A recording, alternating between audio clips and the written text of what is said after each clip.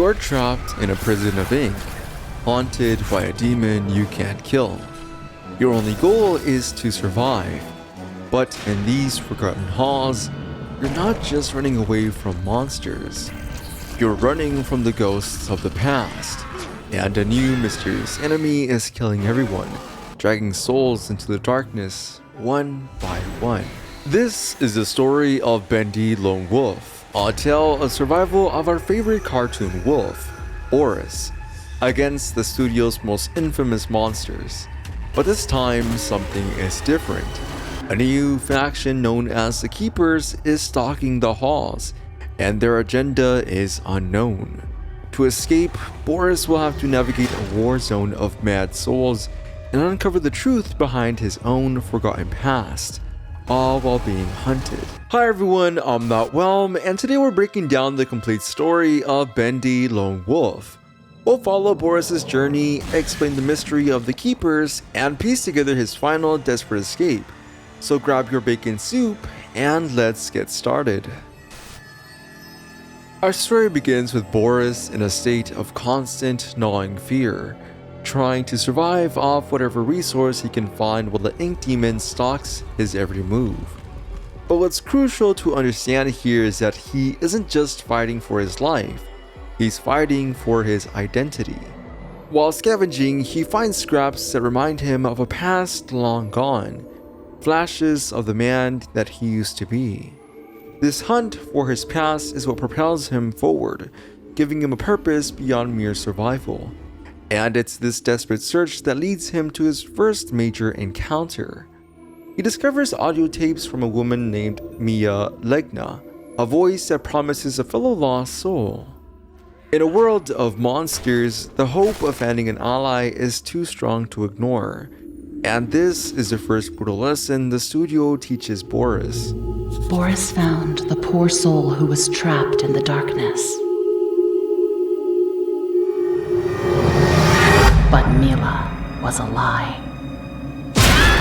Hope is a weapon used against you. The voice is a lure. Behind the door is a twisted Alice angel, ready to end him.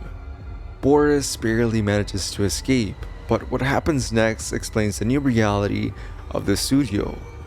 In a shocking display of power, one of Wilson's keepers appears, grabs the screaming Alice, and drags her away into the darkness. Just like that, one of the studio's most iconic villains is gone. This immunity establishes a new terrifying hierarchy. It explains that a force is now at play, powerful enough to simply remove a monster like Alice from the board. This pattern continues, creating a brutal and systematic change of the guard. With Alice gone, Boris might have felt a moment of relief, but the studio is never that kind. The power vacuum is immediately felt, and as Boris pushes deeper into the lower levels, he learns that Alice was just the beginning. His curiosity gets the best of him, and he accidentally unleashes the dastardly projectionist. After another heart-pounding chase, he escapes, only to see that the projectionist has also been presumably killed and taken by a keeper. He then bumps into the mad maestro, Sammy Lawrence, lurking around the music department. After Boris flees again, Sammy retreats to a sanctuary to play a song of sacrifice, before he too is taken.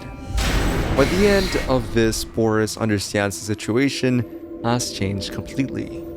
The prison has new wardens, and he is now trapped between the familiar terror of the ink demon and the cold, systematic threat of the Keepers. His world just got a lot more dangerous. At this point, Boris has been conditioned by the studio to see every moving shadow as a threat. He's just witnessed the most powerful beings he knows get systematically eliminated. So when he encounters another soul, a lost one named Porter, his first instinct is to flee. But this one is different. He doesn't attack. He's just scared. This meeting is a crucial turning point because it provides the first real piece of intelligence on the studio's new masters. Porter tells Boris a heartbreaking story. He and his friend Heidi were just playing a simple game of hide and seek when the keepers found them. Porter managed to escape, but Heidi did not. This story isn't just lore.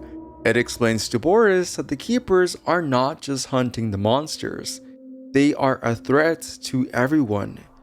This knowledge shatters any hope Boris might have had of staying hidden.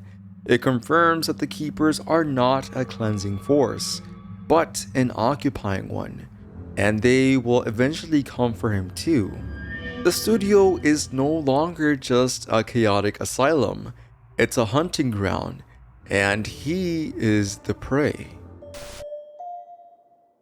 With the keepers systematically purging the studio and the ink demons still lurking, Boris understands that time is running out.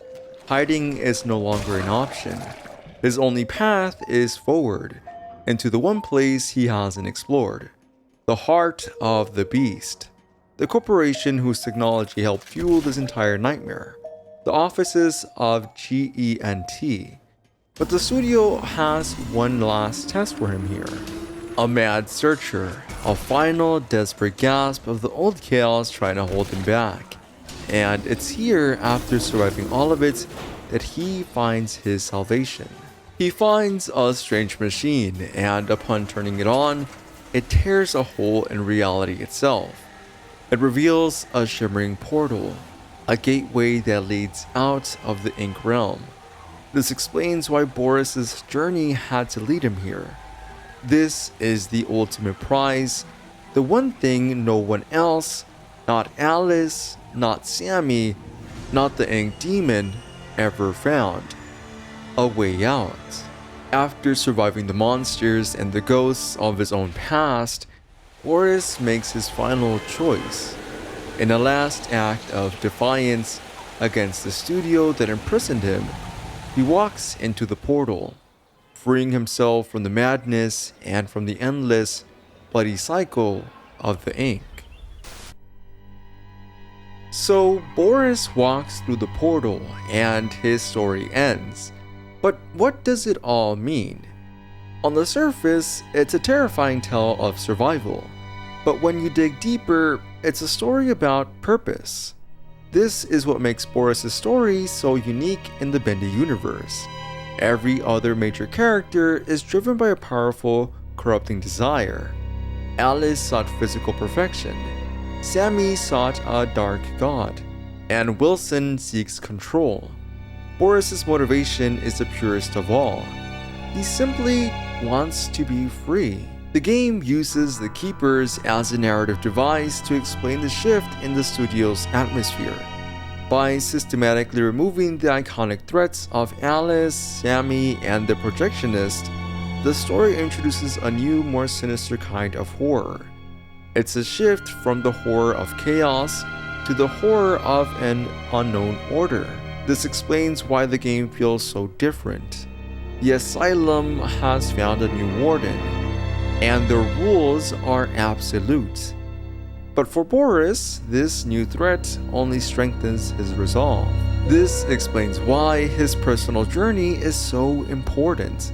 It isn't just a physical one through the studio, but an internal one. By finding the scraps of his past, he's not just unlocking lore, he is rebuilding his own identity, piece by piece, reminding himself that he was once a man and can be again. This is what fuels him.